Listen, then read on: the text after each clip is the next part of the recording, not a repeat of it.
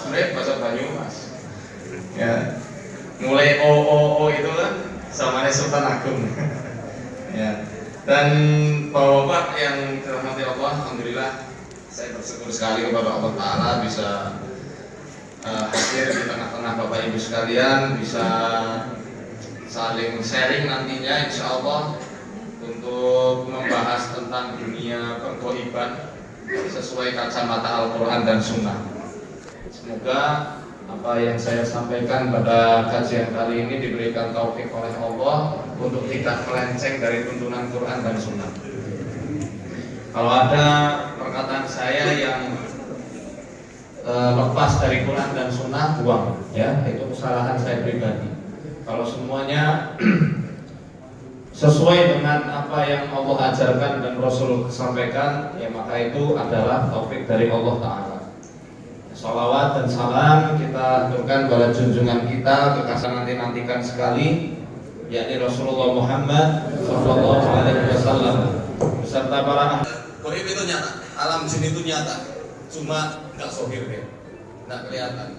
Mungkin di samping Bapak Ibu sekalian ini ada jinnya,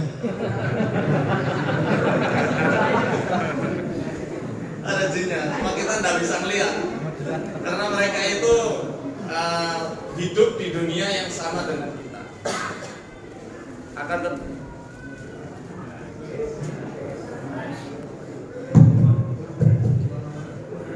Apakah ada campur tangan jin? Enggak. Maaf saudara-saudaraku dari kalangan jin, saya bercanda aja.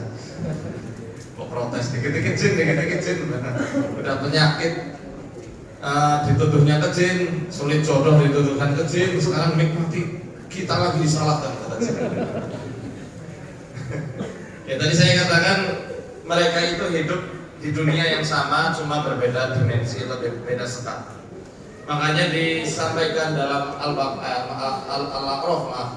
ayat 27, innahu yarakum huwa wa qabiluhu min haitsu la tarawnahu. Iblis itu melihat kalian dan qabilahnya, ya. Iblis dan qabilahnya melihat kalian dari suatu tempat yang kalian tidak bisa lihat mereka.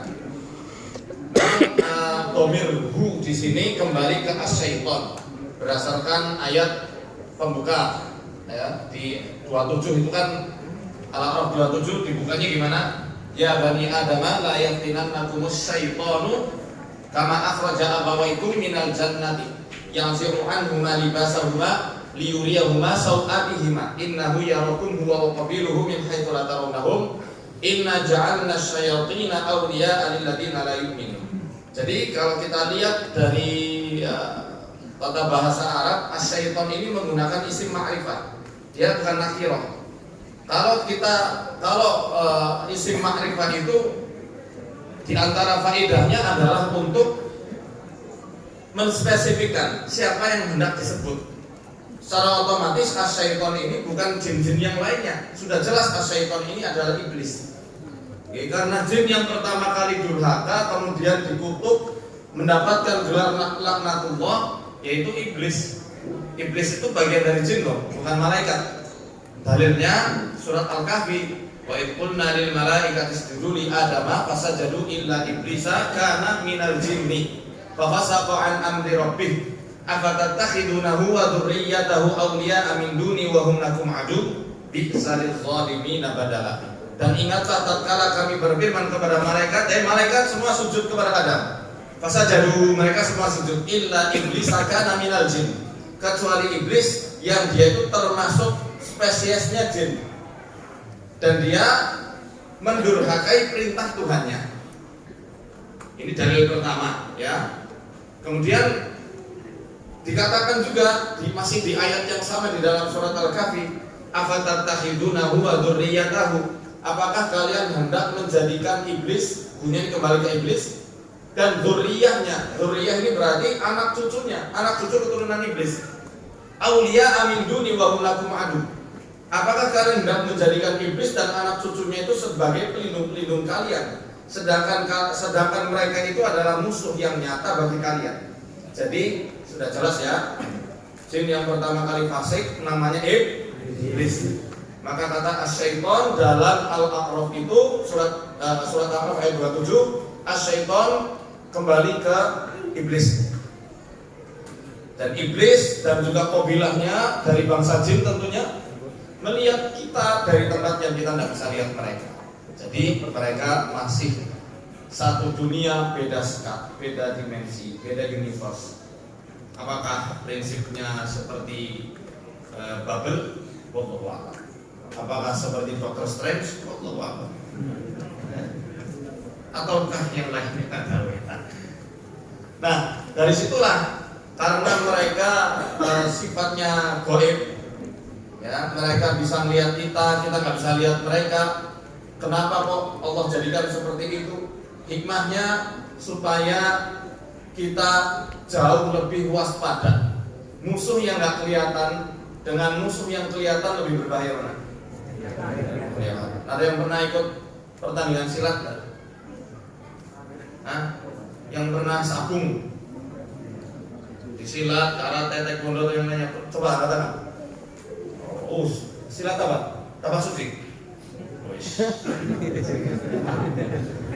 Dari mana? Tapak suci, mantap, masya Allah.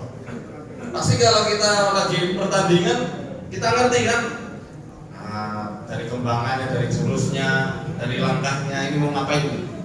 Kita juga bisa siap-siap.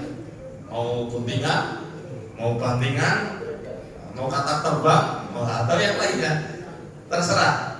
Itu kalau kelihatan. Nah, kalau nggak kelihatan, gimana kita mau mempersiapkan? Kecuali kita berlindung sama Allah.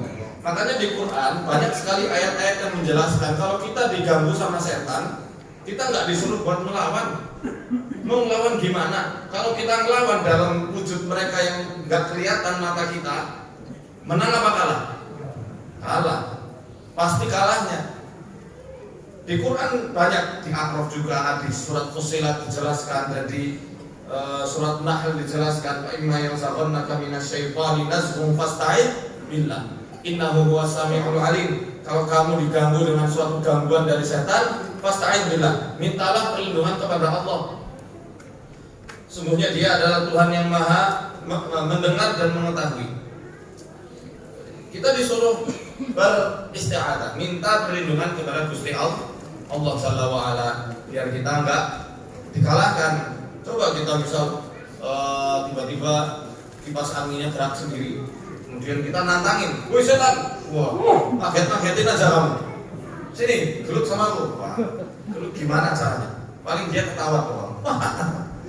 Berhasil aku tipu, berhasil aku kerjain.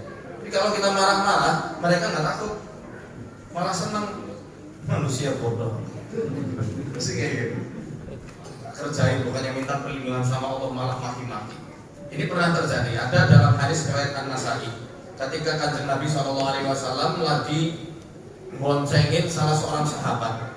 Gak disebutkan siapa nama sahabatnya, tapi yang jelas itu pokoknya tidak batu. Beliau itu hewan tunggangannya kepleset, jatuh jadinya. Rasul dan juga yang menunggangi itu jatuh. Nah, sahabat ini emosi. Ta'isa syaiton, gimana? Celaka kamu setan. Kalau bahasa kita apa? Pokoknya umpatan untuk melaknat si setan itu. Ta'isa syaiton. Rasul yang mendengar itu dengan sabar dan lembutnya mengatakan, la taqul ta'isa syaiton. Jangan kamu ucapkan celaka setan. Fa inna in qulta dzalik ta'azzama hatta yakuna mithl bait wa yaqulu bi quwwati saraqu. Kalau kamu mengucapkan celaka kamu setan, kamu mengutuk dia bukannya takut. Kata Rasulullah, ta'azzama, dia akan membesar sampai sebesar rumah. Dan dia berkata, dengan kekuatanku aku berhasil mengalahkannya. Itu kalau misalnya kita marah-marah dan nantang-nantang. Terus apa yang harus dilakukan? Rasulullah mengajarkan solusinya. Qul bismillah. Ucapkan bismillah. Fa inna in qulta dzalik tasaghara hatta yakuna mithlu dzubab. Kalau kamu mengucapkan bismillah, kalau terpleset atau dikerjain setan, dia mengecil sampai sekecil lalat. Hina dia. Gak berhasil untuk apa? Menggoda manusia. Baca apa? Bismillah. Serahkan ke Allah. Bismillah. Ada lagi nanti doanya Bismillahilladzi la yadurru ma'asmihi syai'un fil ardi wala fis sama'i wa huwas samiul 'alim. Nanti dengan nama Bismillah ini juga digunakan untuk meruqyah rumah yang angker. Dijelaskan di dalam di kitab ini juga Wiqayatul Insan dan juga di dalam kitab Al-Wabilus Shayyib. Ada rumah angker itu yang sumurnya angker banget.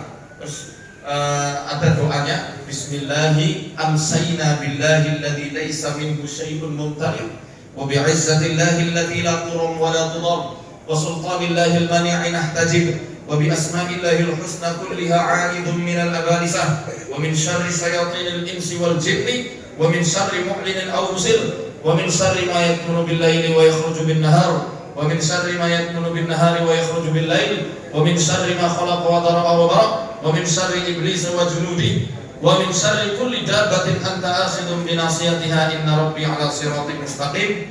Nanti dilanjut ada lagi doanya dan surat As-Saffat 1 sampai 10. Nah, ini bisa dipraktekkan untuk meruqyah rumah. Sudah belum? Belum beli buku saya Risalah Bujing Luhur. Nah, ada di stand di situ. Saya hanya